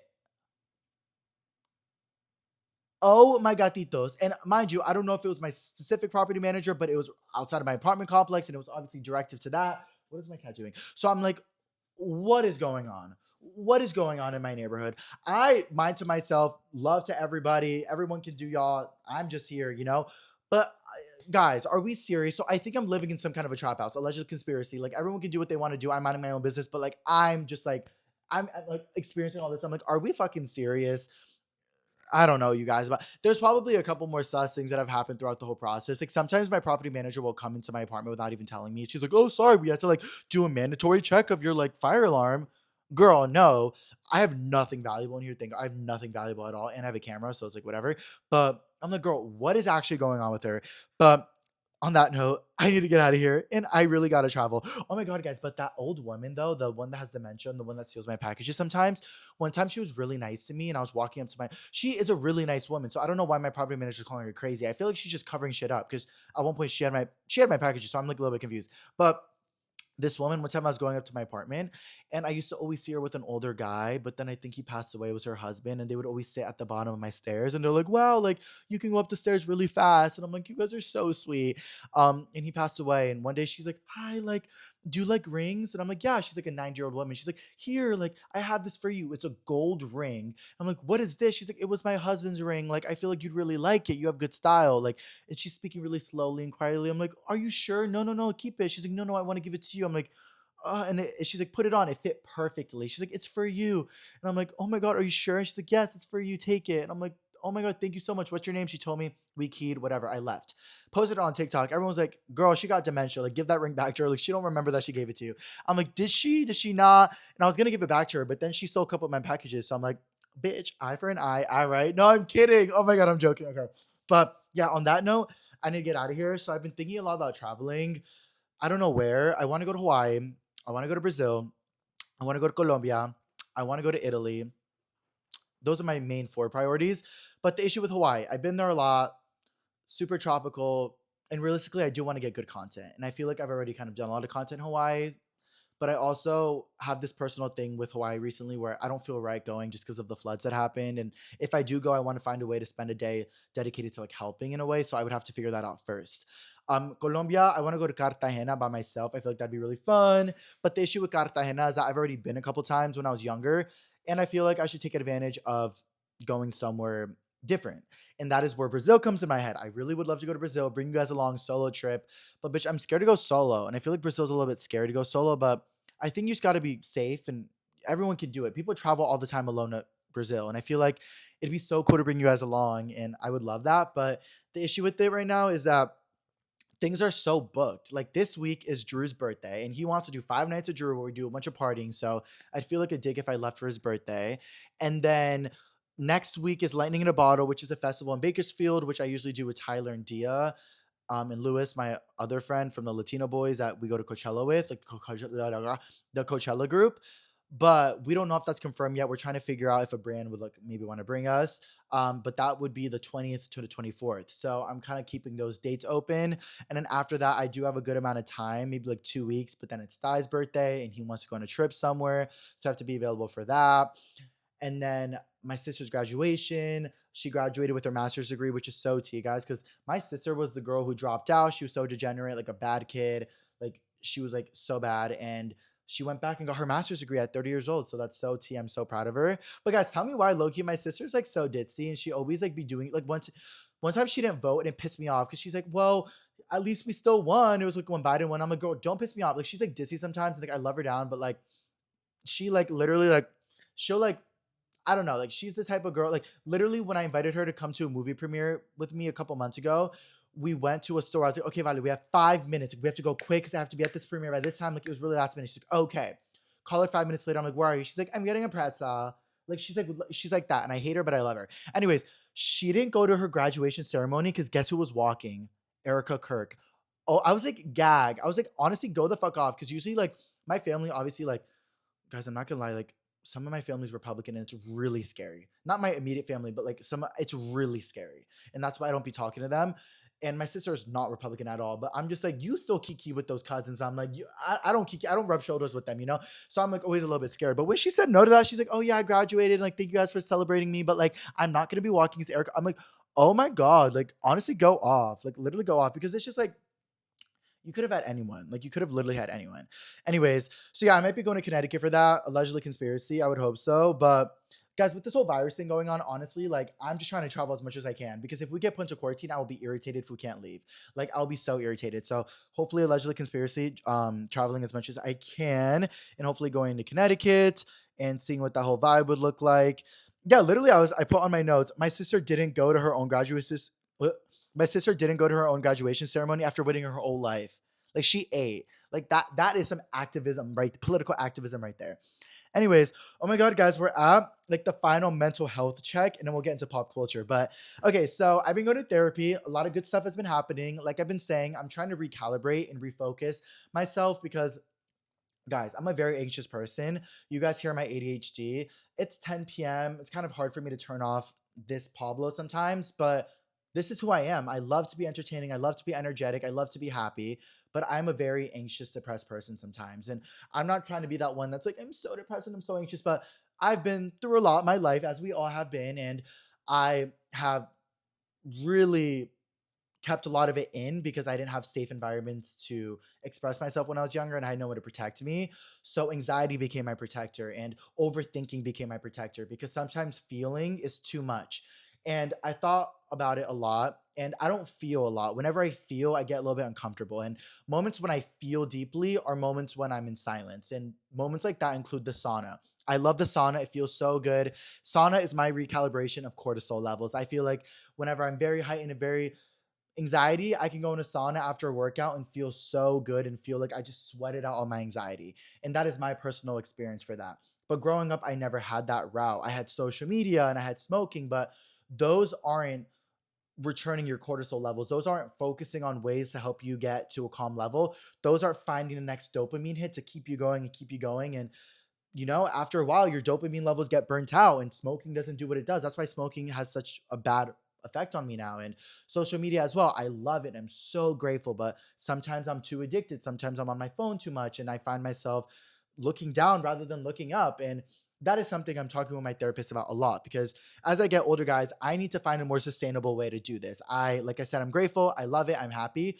But sometimes I'm on my phone too much. Sometimes I do read a comment and it does make me alter how I feel about myself. And then I don't feel it enough. I just keep going. And so I told that to my therapist. And I said, it's interesting because you would think that the amount I try to avoid my initial traumas and problems, you would think that I wouldn't overthink because I'd be in la la land and I'd just be distraction. Maybe that's how it was when I was younger and in college when the substances were working or whatever. But now I'm getting older and you can't always run away from it. And I'm telling her, why am I always overthinking? I'm always overthinking. My brain is always running. It's hard to get myself to a calm level. And the sauna, it works sometimes, but sometimes I still keep going in my head and I can't just pause and calm and just silence myself. And she said, Pablo, if you're overthinking, it's likely that you're under feeling. You are not feeling the root of what is going on. So, what I need you to do is whenever you get the chance, sit, breathe, and really feel where that motion of anxiety is coming from. And that is a really uncomfortable feeling because sometimes when you really do that and you start to feel your body a little bit, you're like, oh my God, like I'm really here and I'm alive and I'm disassociated. Like, oh my God. You know what I mean? Like maybe y'all don't, maybe I'm projecting, but for me, sometimes when like I feel my feet too much on the ground, I'm like, oh my God, are we really real right now? But like, obviously, duh, I'm aware. But like, when you think really hard about it. So she's like, let's do that exercise right now. And let's see. Actually, let's all do it together, guys. For 1 second, if you guys want to, take a deep breath and we'll wait 10 seconds and just let your body sit in whatever feeling or weight or motion or dizziness or anxiety or whatever you feel in your body, just let it sit and picture it fall into your body and see where it stops. Let's do it together, okay? This is the mental health check. Three, two, one.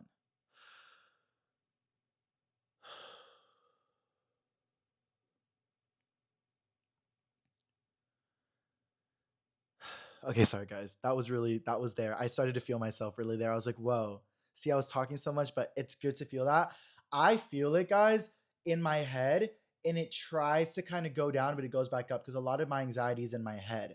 But when I was younger, it was in my stomach. And I feel like as I got older, the disconnection from my body to mind became more relevant, whatever that big word is, because I became more aware of things and my distractions weren't working as well. So everything that was here that I was distracting myself up here with now is going up to my brain because I don't have as many of those distractions. And now I feel like my head is where it's all at. And she was like, see, like that is what you need to do more often. You need to feel where it's coming from and just feel it, even if it's uncomfortable. That way you have an idea, oh, I am disconnecting my body and my brain. And that's what I'm trying to do more of is it's the connection of the both because that is how you're a confident guy. And I want to grow up to be confident. I want to love myself and I want to feel secure with myself. And I don't want to be scared of myself or scared of my thoughts because low-key guys, the thing with me is since I have so much overthinking and so much anxiety, I think of every scenario sometimes, especially when I garden. Sometimes that's why I don't like to garden because it makes me overthink even more sometimes. So for example, if I'm like, okay, I am going to go to the store today. I'm like, okay, let's go to the store. But what if you don't find anything in the store and you waste your time and you're living in LA and you need to make it happen right now? So Pablo, do what's going to work the best. Like that's where my brain goes immediately. And I'm like, or just go to the store and see what happens. Or it's like, okay, somebody on the internet said that I'm the center of attention, and that makes me insecure because I love everybody and I want everyone to be the center of attention. And I'm not trying to, but maybe I am narcissistic because I do like attention because maybe growing up I didn't get attention as much. So maybe subconsciously I am doing things that are more entertaining or making it seem like I'm asking for attention because I wanted attention when I was younger. Like Pablo, what? Like literally, like like that disconnection is what make that disconnection is what makes my brain run so fast. And I have every opposite thought. So I'm like, oh my God, am I literally like bipolar right now? Am I split personality? Like, am I having intrusive thoughts? Like, you know what I mean? I'm like, no, you're just a human that's thinking, and you have a more active brain, you have ADHD, and you're smoking. So obviously that's gonna happen. You know what I mean? Like, and that's my more logical side.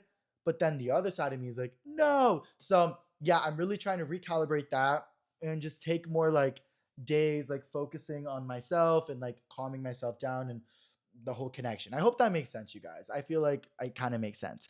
Um, but something she was telling me was that I think this is really helpful if you guys want to help your anxiety. But something she was telling me was that animals, when they're catching a prey and when they're in a very heightened state of fight or flight or fear or anxiety or they're trying to catch whatever, once they catch it, they let it go and they immediately turn off. They either shake really hard or they just fall on the floor and turn off for like a minute and then come back on. And subconsciously, they do that because those animals don't have a conscious like we do as humans. But human nature, mammal nature, that is what we do. When you heighten yourself so much to anxiety and you heighten your cortisol levels, naturally we should be turning them off immediately to get ourselves back to your ground zero. But since we are humans with a conscious, that conscious gets in the way of our subconscious from allowing us to just immediately rest a moment of anxiety and calm ourselves down because our overthinking kicks in. So instead of being like, I'm anxious, turn off, turn back on, I'm good. It's I'm anxious. Don't be anxious. You're overreacting. Pablo, you're fine. Oh my God, your life's, and you don't allow yourself to feel. The overthinking distracts yourself from the feeling. So, yeah, I thought that was interesting because animals do that. And that is a sign of it. It's like, like when they're in heightened fight or flight, they turn off. But as humans, we don't do that enough. And that's why it's so important, guys, to recalibrate. And she was telling me that, her daughter the other day woke up in the middle of the night and the fire alarm went off and she was super scared and she couldn't go back to bed. And she told her to breathe and she asked her where the anxiety was coming from. And she said her heart. So she put her hand on her heart and she calmed her down and she rubbed it and she said, You're okay, you're safe, you're loved, you're here. And she started bawling her eyes out. And she has a toddler. And she was like, that was an exact physical representation of returning your cortisol levels and what that can look like and how that can be expressed, even if it's crying. Even if you're crying and overthinking about you're being a pussy, still cry. Feel it. Don't think about it. Don't overthink it. And that's what she did. And then her daughter went back to bed and she was completely fine. And I don't think I got a lot of that comfort growing up. I got none of that, honestly. So I have to find my own ways as an adult to do so. And I will do that. And we will all do that, you guys, because we deserve to feel good about ourselves and everything like that. And a big fear that I have now as I get older and things are getting good and I'm becoming more graceful with myself and loving myself more. I told this to my therapist. My goal with everything and anxiety and therapy is to lose the anxiety. I don't want the anxiety anymore. I want to be normal. That's how I want. And she's like, What is normal for you? Who does normal look like? And I couldn't think of anybody. And I told her, I just want to be calm. I just want to be confident with myself and not second guess myself all the time. And she said, Okay, so to you, anxiety is your protector because growing up, you didn't want to feel. So you're overthinking everything. So that is what has been saving you overthinking. What are you going to do once that's gone? And then I was like, whoa, that is crazy because anxiety is my protector. Who am I without the anxiety? I relate all my successes to my anxiety. My overthinking has what has made me perfectionist. My over analytical thoughts has what gotten me these amazing financial opportunities. Like I can't hate on it because it's who I am. And without the anxiety, who am I? And that is what I'm really going to learn, you guys. I don't know. Who is Pablo without gardening every day? Who is Pablo without these over intrusive thoughts that make him overly productive? Who am I? And I don't know. And maybe that's why I'm so reluctant on fixing myself sometimes, or doing the right things, stopping smoking weed, going to bed earlier, taking these hot yoga classes, like taking these supplements, because I don't want to be fixed. Because once I'm fixed, then what? What is there to fix once my anxiety is gone? And I don't know. And that is a thought maybe we can all have together. And if you guys have any ideas on how to fix that, let me know, because I would like to know that. Well, yes. Um, but yeah, guys. And so, yeah, my mental health, we're good. I'm grateful. I'm happy. But I'm nervous and curious to see who I am healed. I don't know. Yeah. Um, speaking about healed, I don't know if I'm healing or reversing my healing, but I went on a date with my ex. All right, guys, I'm gonna be super clear with you guys. I'm aware what has happened with me and my ex in the past wasn't the best. I feel those moments sometimes when we're hanging out. I'm like, you did me dirty. Fuck you. But I also am maybe trying to think, I've never had much forgiveness my entire life. I've thought I'm a pretty forgiving person, but I still haven't forgiven my mom. I still haven't forgiven people in college for what they did. I moved on, but I haven't forgotten about it. And sometimes I tell myself, maybe this is your moment to learn how to forgive. Maybe everyone has a moment to learn how to forgive. But then I'm like, I don't know. Maybe I deserve more. But at the same time, guys, everyone right now is being treated well. It is super healthy, super good. And sometimes it's easy to forget about everything that has happened in the past. But I don't know, you guys. Maybe I'm being stupid. Maybe I'm being dumb. Or maybe I'm healing. Or maybe I'm being delusional. I don't know. But we went on a date. We went to the jazz festival again. I went for the second time because it's fun. And I went on the train there because, guys, if you don't know, my new hyperfixation recently has been the LA subway station, bruh. I went on it the other day. Apparently, like, all these new stops in LA have been added the other day, which is going to help with traffic, is going to help with so much. Bitch, so many people are down there. So many cool hip people were using the subways going all around LA. You can literally go around LA now on the subways. You don't have to pay for Ubers. What would take 45 minutes to get from here to Beverly Hills now takes like 9 minutes. Like, I'm gagged. LA's different. The camaraderie is up. Everybody was there at the train station on Friday, which low-key was awkward because here I am with my ex and I'm like, we're not really together, and I'm like really trying to put it out there, but I'm like seeing like mutuals and shit like on the train. I'm like, this feels like New York City right now. Like, usually LA, like, people don't use the subways at all, but it felt like New York City. So I'm low-key excited for the next couple of weeks to like bring my friends on there and shit. But we used the subway to go, went there, bro. Immediately within getting there, my limits were tested. We had a little hydro with wine, so we were having fun. But tell me why, within getting there, I saw my friend, bro. I literally saw my friend within a minute of getting to Jazz Festival. He knows the whole lore with me and my ex. He saw me with my ex, and he's like, "Oh, hey, Pablo, watching the Jazz Fest?" And I'm like, "Yeah." And he's like, "Oh, fun." But the weird thing is that my ex and this boy, they were friends before I knew him. They've always known each other, but they didn't say hi to each other. And I was like, why didn't they say hi to each other? That was so weird. And then my head went to his thing where when me and my ex were broken up, I had seen that he tweeted something being like, turns out that two bottoms can still have fun. So I think my ex fucked a bottom, or I don't, or they reversed with each other, and I was gagged because my bottom's the bottom. I'm like, he topped, and low key I was a little bit insecure about it because I'm like, like, I'm here for the whole like verse energy, like, go the fuck off. But like, I had no idea you reversed. Like, are you trying to fuck me now? Like, what is going on? So when I saw that tweet, I was like a little bit insecure, but I moved on because we weren't together, whatever. Guys, so when this boy didn't say hi, and I'm like, they were friends. This boy's a bottom. My head was like, is this the boy that was a bottom with my ex? And I got insecure for a second. But then I immediately shut off that insecurity because I'm like, Pablo, if you're overthinking, you're underfeeling. Recalibrate. That's trauma. That's not now. That was the past. It's not that serious. Move on. Bitch, good thing he got fucked by a bottom. Honestly, some bottoms got that stroking because they know how it hit. I know. I mean, that's what I've heard. But, like, at least it wasn't like a super like hot, sweaty top, anyways. But yeah, we literally just went to Jazz Fest. We got nachos after, we got some drinks, we had really good sex after, and yeah, that was it. But guys, like, honestly, like, me and this guy have talked about it a lot. It's like, like, we're here, we're enjoying this. I'm not talking to anybody else or hooking up with anybody else. But if somebody comes in and swoops us off our feet, that would really suck. But maybe that's what the universe needs. But yeah, we're kind of just existing right now, and guys, and I'm happy about it. I know you guys are like, stop, stop. It's literally not toxic at all, and I'm still getting all my shit done.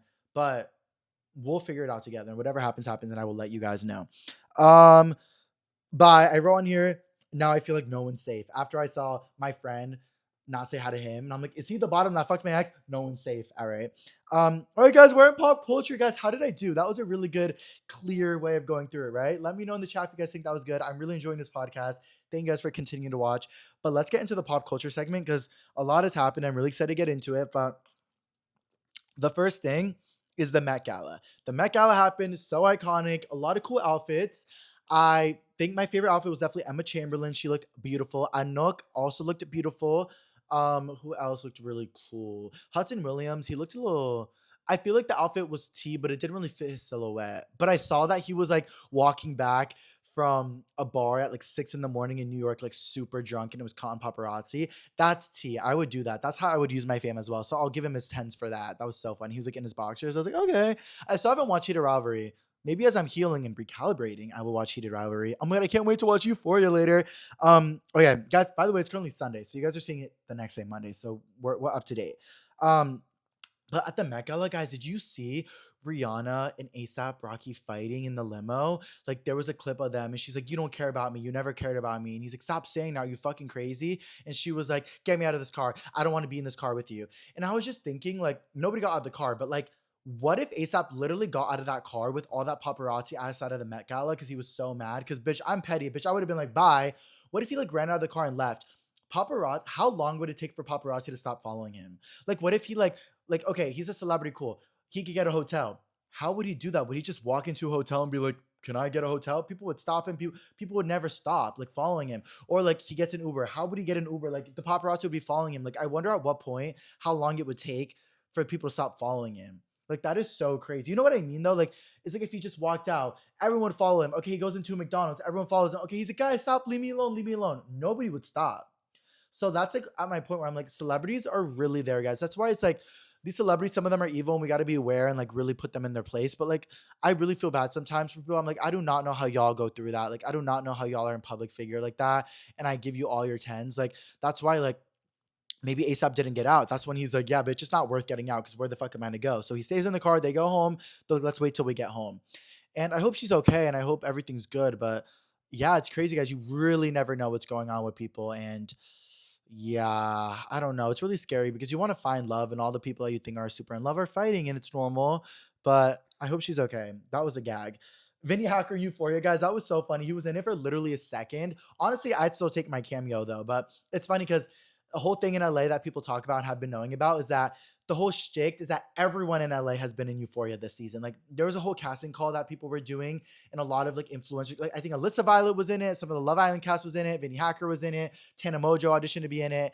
And I saw Noah Mills. He made a video that depicted it so well. He's like, bitch, like Vinny Hacker, people talking about how he was only for 1 second, but like I've been knew all these people that are like, oh my god, like I got my cameo on Euphoria, like I'm so gagged, and it's like, bitch, like you literally are like extra number 7 in the corner, like still gagged, but like so many LA influencers were in Euphoria this season, and it shows you how like production and movies and film is so based in LA, and like living in LA, like you hear about things before they come out and you sign NDAs and everything. Like I'm sworn to secrecy, but like it's so funny. So I've known about a lot of these influencers being in Euphoria for a while now, but Vinny, you're hot. So I'm sorry that you were taken out of it. But yeah, okay, what else is going on? Okay, speaking of some topics that are not so hot and not on the point and out of touch, James Charles, bro, are you serious? Guys, if you don't know, James Charles made a video the other day, a hot take. That's what I meant to say. He made a hot take where he's like, oh my God, guys, this girl DM me on Instagram. She doesn't even follow me. And she said that she got laid off because Spirit Airlines shut down. And she was asking me if I could donate and share her GoFundMe. News flash, sweetie. You're not the only one that lost your job. You're so fucking lazy. Get up and fucking work. Find another job. The same amount of time that it took for you to DM me and all these other influencers that you think that should pay for your life, you could have applied to some job, sweetie. Newsflash, you're not the only one. Get a fucking grip. Like super mean. I was like, who let him post this? It was crazy. Crazy. James Charles has already been canceled for numerous things already. Bitch, you are on light ice. People, guys, people have not forgiven. I'm not there either. But I've been seeing this resurgence of people like, oh, he's funny, he's this, he's that. Like, oh, maybe we should give him a second chance. Bitch, no. First of all, this was great. Are you serious? He could say he's sorry. He could say all this and that, and I hope he's genuinely sorry. But for you to post something that direct and that mean, you are so out of touch. You have not even had a real job. Maybe he has. I don't know. But for you not to have clocked into a real job at once in your life and to be so tone deaf, and he's agreed to this, so I'm not even like shy to say these things because he literally made his apology video the other day saying all this. How are you so tone deaf to say get a fucking grip? You're lazy. Da da da. 17,000 people lost their jobs through Spirit Airline. Do you know who? You know who's most affected? The people who lost their jobs and the lower middle class, the people that use these Spirit Airlines to get their flights. But also, I've been seeing these funny things that are like, where was the love before for these yellow ass airplanes? Because y'all were hating on Spirit before, and now it's like, no, we miss Spirit. But no, I've always rode for Spirit. I lived for Spirit, and now like all the other planes are like getting more expensive because Spirit was the one keeping them lower with competition. So it's just a mess. So for James to say that, super disgusting, super out of touch. And then he made like an initial apology video, and it was super like still standing 10 toes ground, like y'all think influencers are this and that. Y'all think influencers are so out of touch. Like, I'm gonna be honest, I am out of touch. Like, I've never lied about making money. I've been on social media with so much success. I have all this money. So I'm one of those creators that's not gonna lie about being rich because I think that's so tacky. I think that's so just making it not better for himself. And then Jackie Aina, is that how you say her name? Jackie Aina made a video, super T creator who has her own business as well. And she's like, me and James are peers. I usually don't get into this. She's super unproblematic, but she's like, this was a mess, disgusting, deplorable, ew, ew, ew. That video went super viral. Now it's trending on Twitter. James is getting massively canceled right now. And it's literally 7 years after Bye Sister, which is crazy. But yeah, and then he made a new apology video saying that he's so sorry. He knows what he did wrong. He was so out of touch. He doesn't know why he made the video. Da da da da da da da. Boy, it's just one of those things. It's like there's some things in life you can generally make a mistake over and you can apologize and it makes sense. This doesn't make sense, bitch. That was just out of touch. And you know that. And I hope that you know that. And I hope you fucking donate to someone or help somehow because, girl, I mean, I understand it's not your responsibility to pay for everyone's things, but there was no need to make a video. No need to make a video. And yeah, I don't, that is awful. I don't like that at all. What else? Oh my God.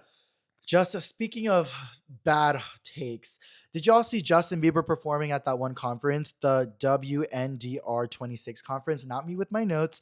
It's basically the organization that's behind Donald Trump's deportation tracking system for illegal immigrants and the use of drones in the Iran war. So, also, I should use the word undocumented. I don't even know why I said that. That's what it said on the document or the article I use. Undocumented immigrants. So it's basically a very not what's the word? It's a very not cohesive organization to support with the ideologies that you have presented us with. You know, he's wearing the ice out pins. I'm confused what's going on. Maybe it's a recession indicator, but why was he performing there? I don't know. I live for Justin. I watch him at Coachella. I'm hoping it's not as it seems, but unfortunately, guys, you never know. You just never know with these creators and these celebrities. So people still think I support Trump. I'm like, are you not still think? People think I do. I'm like, are you serious? I've never, never, never, never. Oh my gosh, you guys, I'm done. Wow, we finished the podcast, and this was definitely my favorite podcast yet, you guys. Episode 17. I'm obsessed. So much has happened in my life. So much has happened on social media. So much has happened in the world. So much has happened with my love life. So much has happened with my relationship with you guys. But I just want to make it clear I'm so grateful to be here. I'm constantly evolving and trying to recalibrate. And I really encourage you guys to do the same as well, you guys. I know it's cringy sometimes to talk about emotions. And I know it's Pablo, your center of attention. Pablo, why are you always talking about things? Pablo, why are you always oversharing? It's just what I like to do, guys. It's my way of recalibrating. I felt a lot of anxiety earlier. I went to the gym. It helped as much as it could. And now I'm here and this helped even more. And I think that you guys enjoy it. So if you guys did enjoy it, let me know in the chat if you guys think that I did any better with my pace or with the tone or with how I presented my topics. Let me know. I think a computer really, really helps. I'm going to continue to work on myself and I'm going to continue to bring you guys along. There's so much exciting things going on. We're going to festivals. We're going on trips. We're going on birthday trips. And it's just the beginning of the summer, guys. So prayers up. Keep your hopes up. What is that? Keep your hopes high for everything. Blah, blah, blah. I love you guys. Subscribe, like it, comment, and I'll see you guys in the next episode. Bye, guys.